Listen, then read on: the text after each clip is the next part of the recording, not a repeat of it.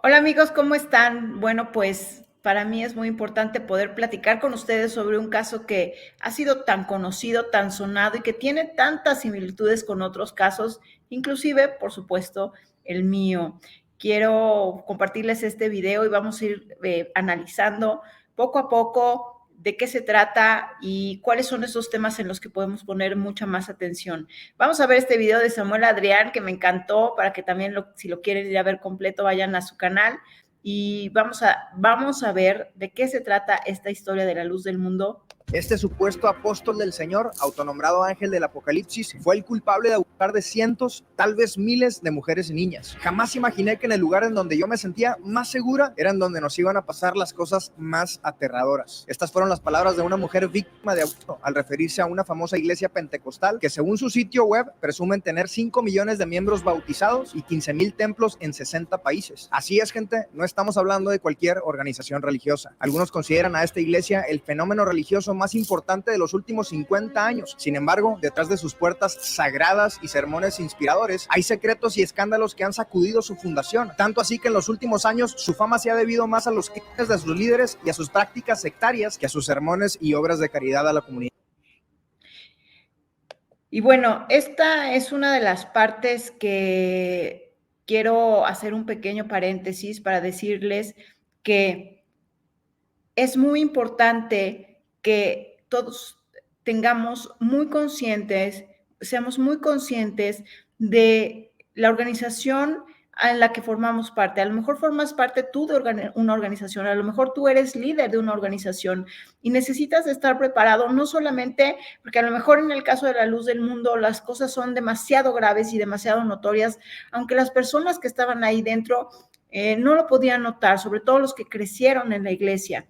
Sin embargo, también podemos ver y entender que hay muchas personas que eran cómplices, que sabían perfectamente bien lo que estaban haciendo y aún así lo siguieron haciendo. Y tú dirás, bueno, es que ¿cómo le pudo pasar eso a esa gente? Créeme que tanto los menores como los adultos están totalmente expuestos. Esto lo hemos visto una y otra vez en todas estas organizaciones delictivas, coercitivas, y por eso es muy importante, y quiero aprovechar antes de seguir adelante, en recomendarte la violencia de 0 a 100. Uno de los temas en los que estamos capacitando es en organizaciones coercitivas. ¿Cómo tú puedes estar en una sin darte cuenta? Te vamos a dar todo un modelo con decenas de elementos en los que tú puedes detectar si hay, aunque sea una, no necesitas tener todas.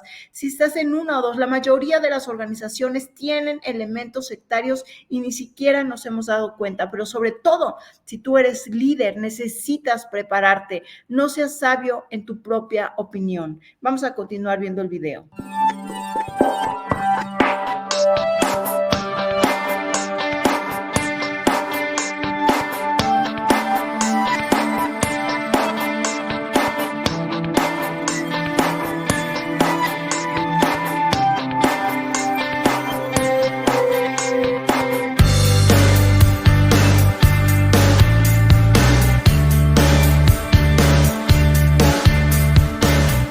Mientras el apóstol del Señor predicaba un mensaje celestial en sus sermones, lo que les hacía vivir a muchos de sus fieles era el mismo infierno. Se trata del caso de la iglesia La Luz del Mundo, aunque para muchos, más que luz, lo único que esta iglesia ha traído a sus vidas han sido oscuridad y tinieblas. Pero ¿cómo es que las atrocidades de este hombre llegaron tan lejos y qué fue lo que sucedió después? Aquí te cuento la historia. Todo comenzó un 6 de abril de 1926 en Guadalajara, Jalisco, México. Eusebio Joaquín González proclamó haber recibido una revelación divina. Dijo que Dios le había cambiado el nombre a Aarón y que además le pidió restaurar la iglesia primitiva fundada por Jesucristo. Eusebio se autoproclamó apóstol de Dios e inició la iglesia del Dios vivo, columna y apoyo de la verdad, la luz del mundo, o simplemente la luz del mundo. La figura del apóstol dentro de esta organización es la más importante. Sin él no existe la iglesia, no hay doctrina, no hay enseñanza y no hay salvación. Los miembros creen que todo lo que tienen, como su trabajo, la comunidad o la salud, es gracias a que el apóstol ora por ellos. No hay nadie por encima de esta figura y cuestionar cualquier acción, palabra palabra o idea de este hombre puede ser considerado pecado, porque sería como dudar de la decisión de Dios al elegirlo como el apóstol. Su mensaje de prosperidad hizo que la iglesia fuera creciendo rápidamente y en 1953 el gobernador de Jalisco le obsequió a la iglesia 14 hectáreas de terreno para que allí pudieran construir su templo. A este lugar hoy se le conoce como la Hermosa Provincia y es habitado casi exclusivamente por miembros de la iglesia. Antes de su muerte, Eusebio dijo haber tenido otra visión del cielo que nombraba a su hijo Samuel Joaquín, de 27 años, como apóstol del Señor y ángel del Apocalipsis.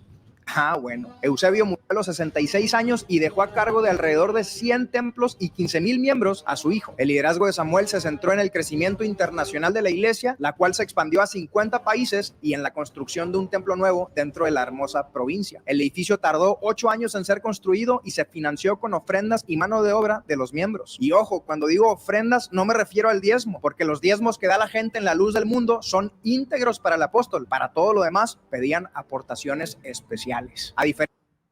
Fíjense nada más cómo una cosa muy distinta es servir en la iglesia, dar apoyo a la iglesia, y otra cosa es volverte un esclavo de la iglesia, porque te aseguro que toda esa construcción se hizo con la mano de obra de los fieles de manera gratuita, o sea, en condición de explotación. Y tú dirás, oye, pero yo sí, a mí sí me gusta el servicio, yo sí sirvo, o tú eres un líder de una organización y tú dices, bueno, es que la gente tiene que aprender a servir. Es verdad, tienes toda la razón, pero una cosa distinta es servir y otra cosa es ser obligado a servir o abusar del servicio de la gente y de las donaciones de la gente. Es una total y absoluta diferencia, y que tú también tienes que ser cuidadoso como líder o como parte de una organización o de una iglesia, ya sea cristiana, católica, budista, judía, de la que sea, porque en todos los ámbitos se da. Entonces, cuidado con esta diferencia entre servir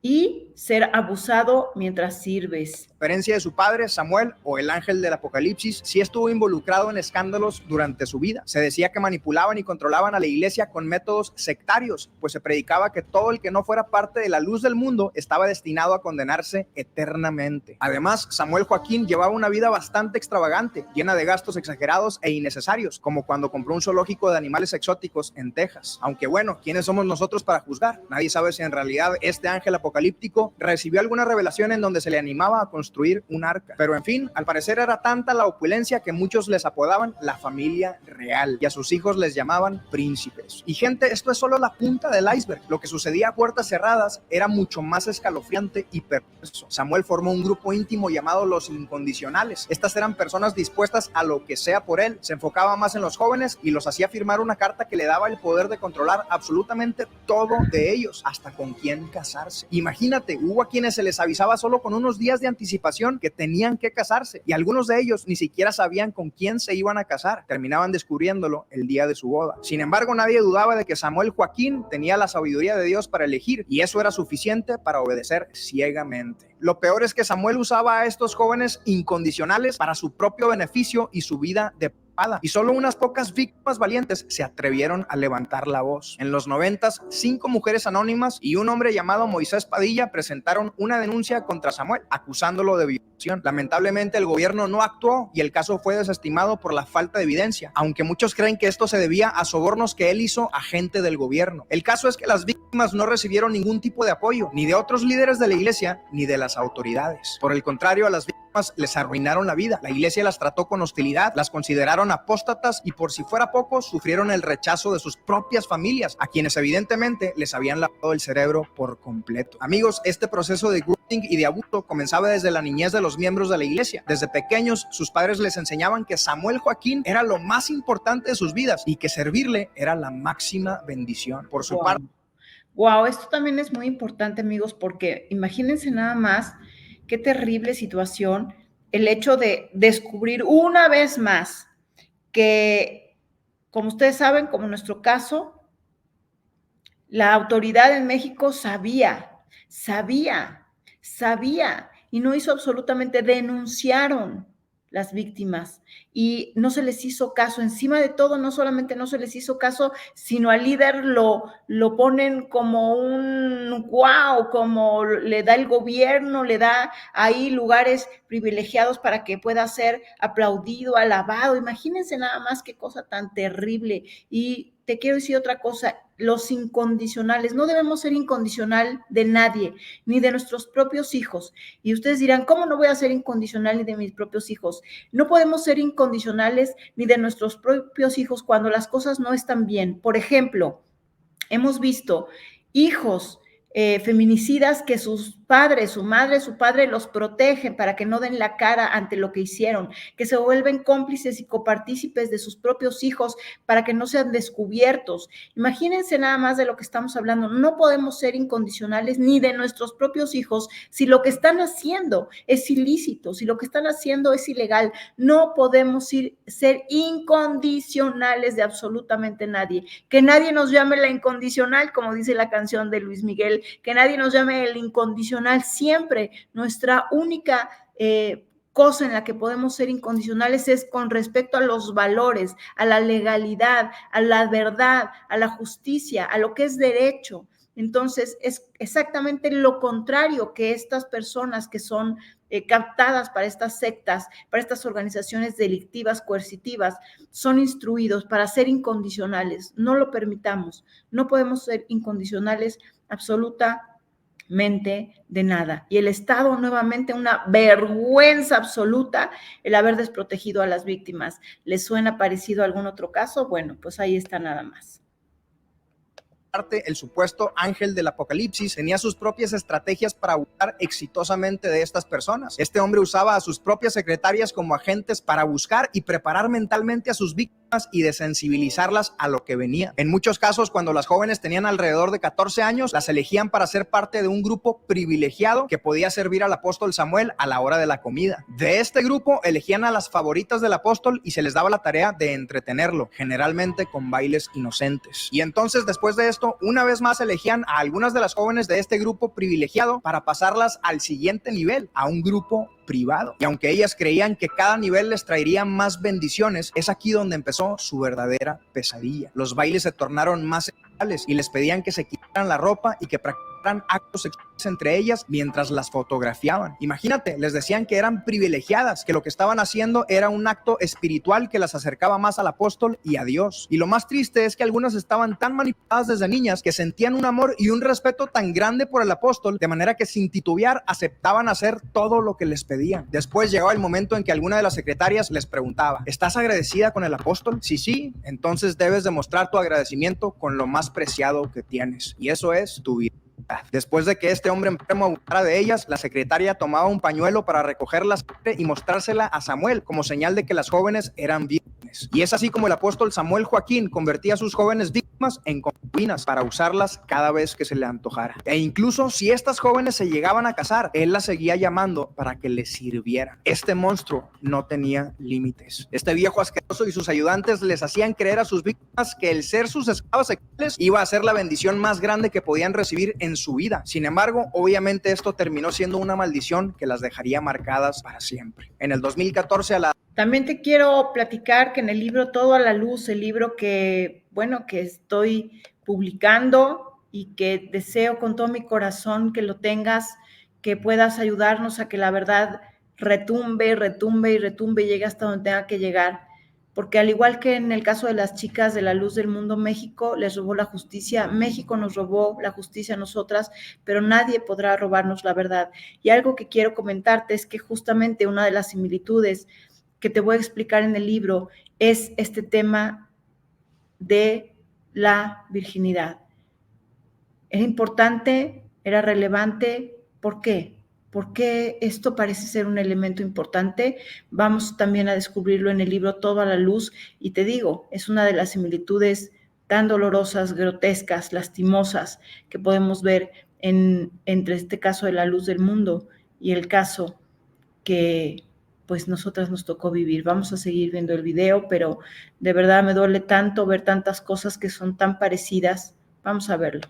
a la edad de 77 años, Samuel Joaquín falleció de cáncer. La gente estaba triste y en pánico. La persona que les podía dar salvación ya no estaba. Pero su esperanza no moriría por mucho tiempo. Tan solo unos días después, el 14 de diciembre del 2014, a través de otra revelación de parte de Dios, anunciaron al siguiente apóstol del Señor y nuevo ángel del Apocalipsis, uno de los hijos menores de Samuel, Nazón Joaquín. Sigo sin entender la obsesión de estos tiranos por ser llamados ángeles del Apocalipsis. Tal vez era su manera de tener un título que sonara poderoso y temible ante los religiosos. En fin, antes de ser apóstol, Nazón ya tenía una reputación bastante manchada. Era un secreto a voces que Nazón tenía amantes de planta desde su adolescencia. Incluso su padre lo sabía y aún así lo preparó para ser su sucesor, aunque eso tampoco debería ser sorpresa para nadie, porque los dos eran iguales. Nazón usaba los mismos métodos que Samuel, su padre, pero dicen que él era mucho más agresivo y déspota. Incluso hay víctimas que dicen que su sentimiento hacia Samuel era de amor, pero con Nazón solo sentían miedo. Reclutaba mujeres de la misma manera que su padre y las iba preparando para poder entregarle lo más valioso que tenían al apóstol. Este hombre tenía jóvenes asignadas para que los atrayeran sexualmente todo el día. Dicen que una de sus reglas espirituales era despertar y dormir con un acto sexual, y esto con diferentes víctimas en cada ocasión. Claro, entre más íntimo era el círculo, más depravado. Se practicaban cosas como el BDSM, orgías, incesto y la zoofilia. Este desgraciado tenía grupos en todas las ciudades a donde iba. Una mujer cuenta que eran 5 o 6 grupos por ciudad y que cada grupo era de 8 a 10 jóvenes. Y es que, gente, recordemos que estamos hablando de una iglesia que tiene ubicaciones en 60 países. Imagínate de cuántas personas abusó este enfermo, cuántas vidas dejó completamente deshechas a cambio de una supuesta gran bendición terrenal y la salvación eterna. Desgraciadamente, sus seguidores estaban tan manipulados y lavados del cerebro por la religión que les vendieron desde niños que la iglesia seguía admirando a este depravado. Lamentablemente no podían ver más allá de las vendas que les pusieron en los ojos y a las que ellos mismos estaban aferrados, porque si bien muchos no tenían ni idea de lo que estaba pasando, muchos otros, a causa de su fanatismo ideológico, fueron facilitadores del abuso. Y es que quienes eran conscientes de las atrocidades de la luz del mundo y su líder seguían alabando a su ángel del Apocalipsis, tanto que hasta le consiguieron el Palacio de Bellas Artes en la Ciudad de México para recibir un homenaje. Imagínate, no era sorpresa entonces que este hombre se sintiera intocable. Sin embargo, la esperanza que se había perdido en las víctimas que permanecieron en silencio, de pronto resurgió en un momento inesperado. Por fin algo comenzó a cambiar. Una voz se alzó contra él, la primera chispa de resistencia que marcó el inicio del camino hacia la justicia. A través de Reddit, Xóchitl Martín, hoy una de las principales voceras en contra de Nazón, rompió el silencio y contó su historia de abuso. Xóchitl tenía solo 9 años cuando fue forzada a actuar como sirvienta sexual de los líderes de la iglesia, incluyendo a Samuel Joaquín Flores y después a su hijo Nazón Joaquín García. Tras su acto de valentía, el movimiento de Xóchitl contra Nazón creció y de pronto más mujeres comenzaron a contar su historia. Solo 5 valientes se levantaron, pero solo esas 5 bastaron. Estas mujeres, conocidas como Jane Doe 1, 2, 3, 4 y 5, denunciaron anónimamente a Nazón Joaquín en Estados Unidos y proporcionaron la evidencia suficiente para su arresto. El 3 de junio del 2019, Nazón y 2 mujeres, Alondra Ocampo y Susana Medina, fueron detenidos en Los Ángeles y acusados de 26 delitos relacionados con el abuso de menores, tráfico de menores, producción, distribución y posesión de pornografía infantil, violación y extorsión.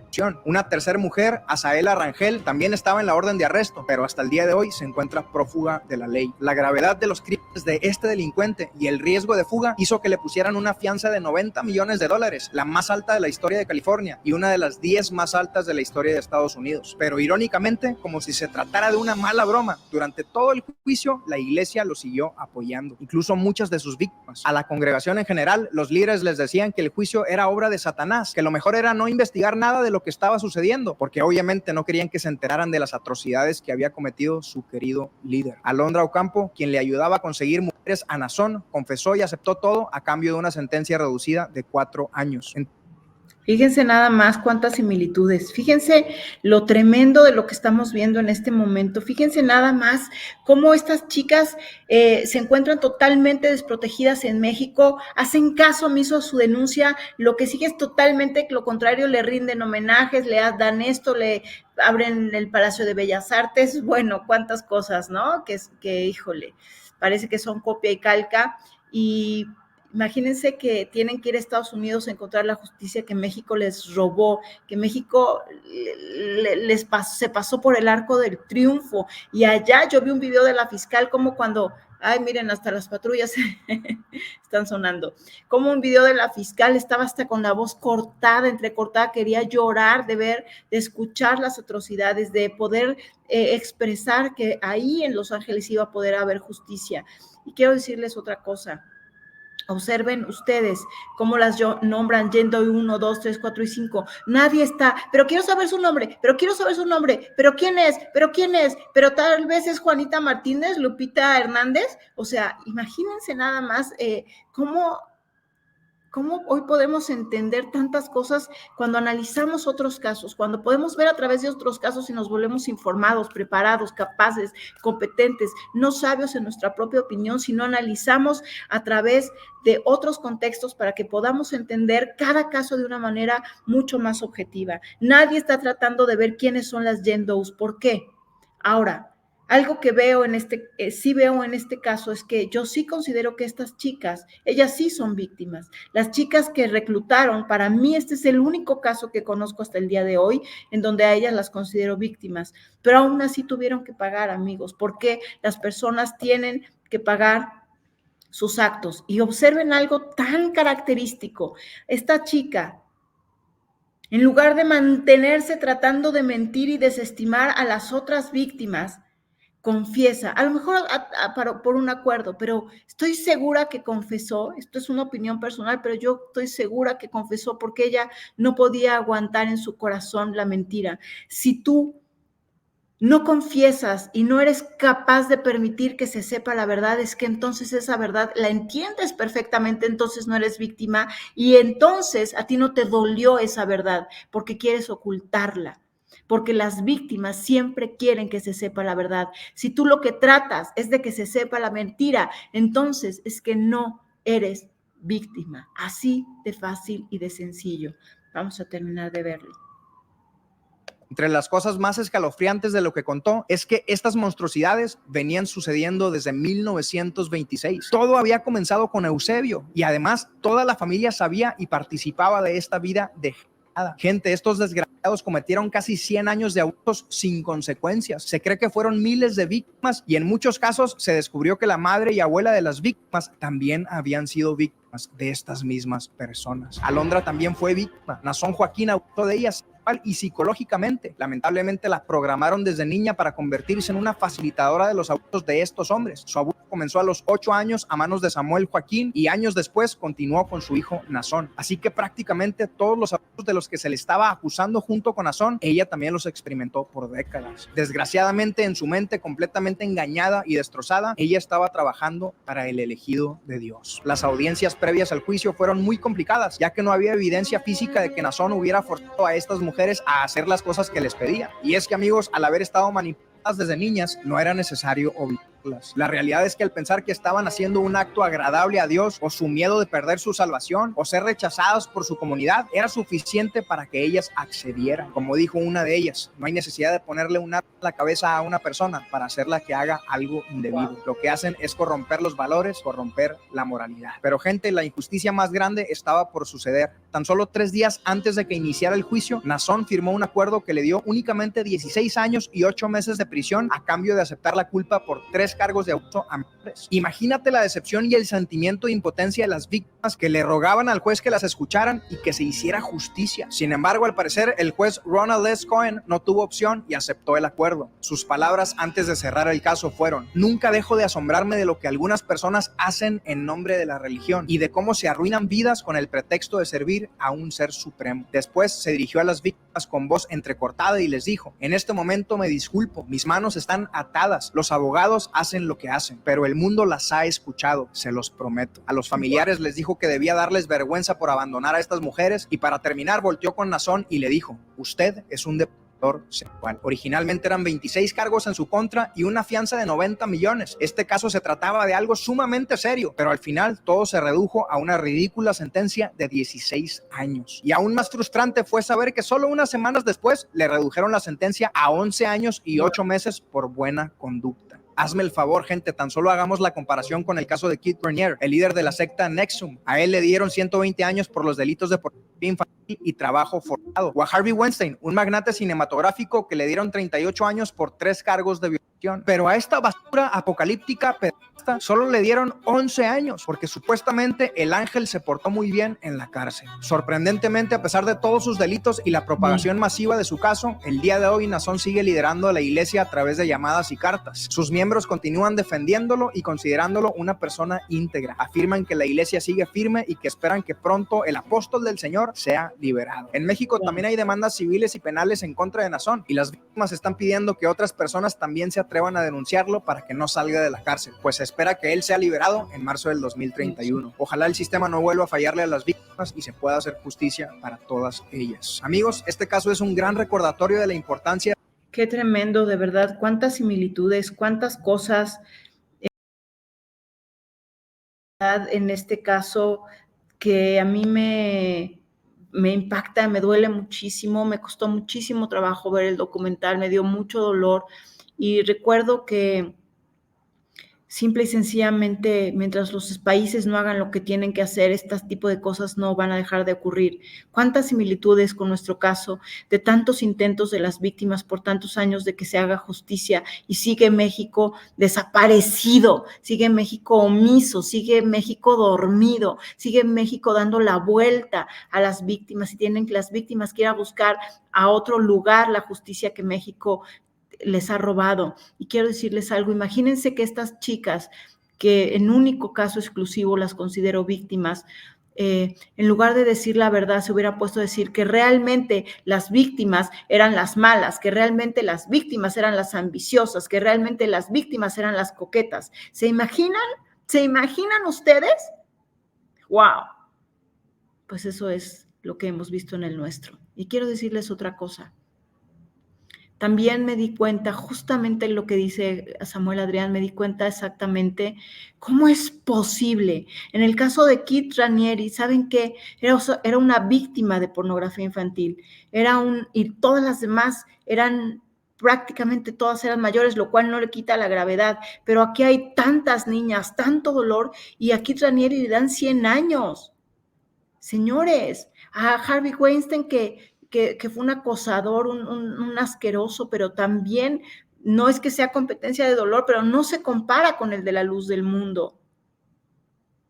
O sea, es que no se entiende, pero de todos modos, por lo menos 16 años, ahora 11, bueno, es una desgracia, pero México, ¿hasta cuándo? Y otra cosa muy importante, ustedes se dan cuenta cómo son cómplices todos los que están en la iglesia, todos los fanáticos, toda la autoridad, pero toda la autoridad de esa iglesia, de esa comunidad que sigue respaldando y que hacen programas, que les escriben mensajes horribles como fanáticos locos a las víctimas de la luz del mundo. Imagínense nada más, pueden ustedes ver lo grave de esto y cómo se repite en cada uno de estos casos. Las víctimas son las atacadas, los delincuentes son los idolatrados. ¿Cómo podemos entender esto? Pues no sé cómo podemos entenderlo. Los sistemas están creados para sostener que estos delitos se puedan perpetuar. Yo no sé tú de qué lado vas a querer estar, yo no sé cuánto te vas a querer tú preparar o cuánto vas a querer ser sensible, pero si tú no puedes ver nuestro caso a través de los ojos de nuestro caso, velo a través de otros casos, observa las similitudes, observa las diferencias y dime qué piensas. Te mando un abrazo.